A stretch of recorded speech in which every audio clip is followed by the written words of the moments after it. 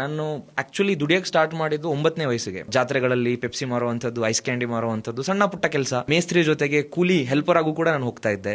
Painter ಕೆಲಸ ಮಾಡ್ತಾ ಇದ್ದೆ.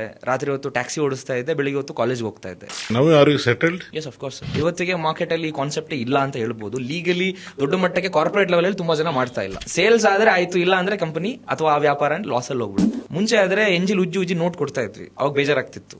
ಆದ್ರೆ ಇವಾಗ ಎಲ್ಲಾನು ನಂಬರ್ಸ್, ಅಕೌಂಟ್ ಇಂದ ಸ್ವಲ್ಪ ನಂಬರ್ ಅಲ್ಲಿಗೆ ಟ್ರಾನ್ಸ್ಫರ್ ಆಗುತ್ತೆ, ಅಲ್ಲಿಂದ ಇಲ್ಲಿಗೆ ಟ್ರಾನ್ಸ್ಫರ್ ಆಗುತ್ತೆ. ನೋ ಆಗಲ್ಲ. ಅದೃಷ್ಟದ ಮೇಲೂ ತೆರಿಗೆ ಕಟ್ಟಲೇಬೇಕು. 1.5 ಕೋಟಿ ಪ್ರೈಸ್ ಗೆಲ್ಲುವಂತ ಅವಕಾಶ ಇದೆ. ಪ್ರತಿ ತಿಂಗಳು ಗೆಲ್ಬಹುದು. ವಾಟ್ ಇಸ್ ಬಿಸ್ನೆಸ್ ಕೊಳ್ತಾನೆ. ಒಬ್ಬ ಬಿಸ್ನೆಸ್ ಮ್ಯಾನ್ಗೆ ಮುಖ್ಯವಾಗಿ ಬೇಕಾಗಿರ್ಬೇಕಾದ ಲೆಕ್ಕಾಚಾರ.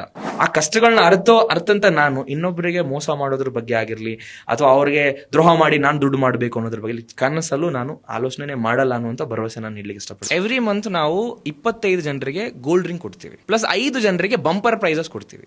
ಅಂದ್ರೆ 1 ಲಕ್ಷದ ನೆಕ್ಲೆಸ್ 5 ಜನಕ್ಕೆ, ಆರ್ ಒಂದು ಕಾರು, ಆರ್ ಸೈಟು, ಆರ್ ಮನೆ, ಈ ತರದೆಲ್ಲ ಗಿಫ್ಟ್ಸ್ ಇರುತ್ತೆ.